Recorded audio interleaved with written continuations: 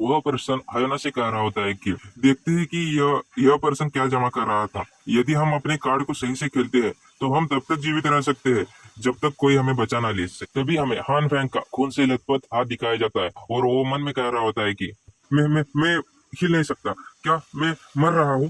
तो ऐसा लगता है जैसा मरना था, और आंखें खोल के उनकी तरफ देख रहा था। तभी वो पर्सन कह रहा होता है कि तुम सच में एक छोटी सी गर्ल हो, है ना? मुझे बाद में इस परफॉर्मेंस का रिवॉर्ड देना देना होगा, है ना? कह रही होती है, तुम हो ना, आप कहाँ छू रहे हो, हम वह बाद में भी कर सकते हैं। हान फैंग अपनी आंखें बंद करते हुए कह रहा होता है, उनकी तरफ देखते हुए, यह सब उस कोल्ड हार्टेड वुमन की गलती है। और आंखें बंद करते ही वह सोच रहा होता है कि अगर अगला जीवन है तो मैं एक लवसिक पपी बन चुका हूँ। और कोई कहता है, हान फैंग ने उसे स्वीकार कर लिया।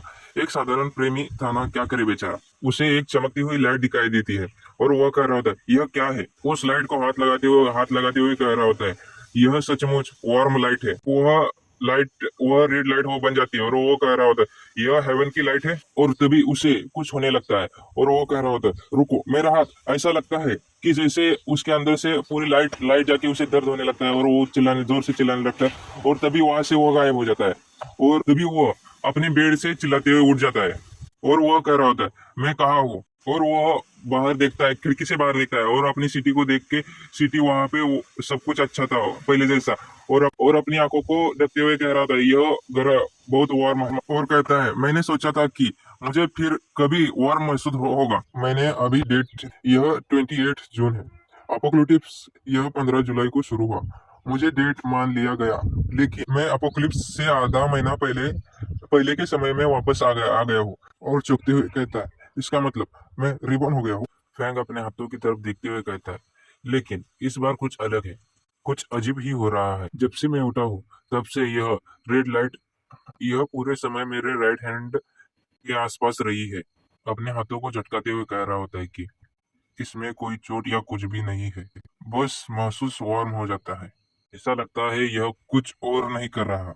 मुझे लगा कि मैं पहले चीजों की कल्पना कर रहा था। और जोर से चीखता है और चीखने के बाद अपने हाथों की तरफ चौंकते हुए देखता है और कहता है, यह तो ग्रीन हो गया। चौंकते हुए कहता है, यह तो बहुत बढ़ने लगा। तभी जोरों से हाँफने लगता है और कहता है कि मेरे हाथ से इस लाइट की किरणें निकल रही है। अब इसे साइंस कैसे प्रूव कर सकता है? और घबराते हुए कहता है, यह सिकुड़ रहा है। यह ग्रीन लाइट, यह बहुत अनियमित है। यह सिकुड़ रहा है और बढ़ रहा है, बिल्कुल रेड जैसा। और नीचे बैठते हुए कहता है, मुझे अचानक महसूस हुआ पूरी तरह से सूखा हुआ हूँ। क्या यह ग्रीन लाइट के कारण है? फैंग गुस्से से हाथ हिलाते हुए कहता है, धिक्कार है, आखिरकार यह क्या चीज है? और अगले ही पल वह शांत शांत और चुपते हुए कहता है कि एक मिनट रुक जाओ, यह बिल्कुल उन मानवा की स्टोरी की तरह है जो कि मैंने पढ़ा है। अपने हाथों में छुरी लेके कहता है, प्रोटेजेनिस ही हमेशा रिबॉर्न होते हैं। थोड़ा परेशान होकर कहता, मन में सोचता है, चिट जैसी मुझे कोई पावर मिली है? कई पल वह अपना सिर खजाते हुए कहता है, यह कुछ रिएक्ट भी नहीं किया। तभी उसके पेट से आवाज आती है और वह फ्रिज में जाके देखता है और मन में कहता है कि फ्रिज में तो कुछ भी नहीं बचा है। थोड़ा परेशान होकर कहता है, यह बहुत बुरा है। अगर मैंने जल्दी ही कुछ नहीं खाया तो मैं बेहोश हो जाऊंगा। थोड़ा सोचते हुए इधर उधर देखता है, तभी उसकी नजर एक टेबल पे जाती है और एक छोटा सा डब्बा होता है और वो डब्बा सोयाबीन के बीज का होता है।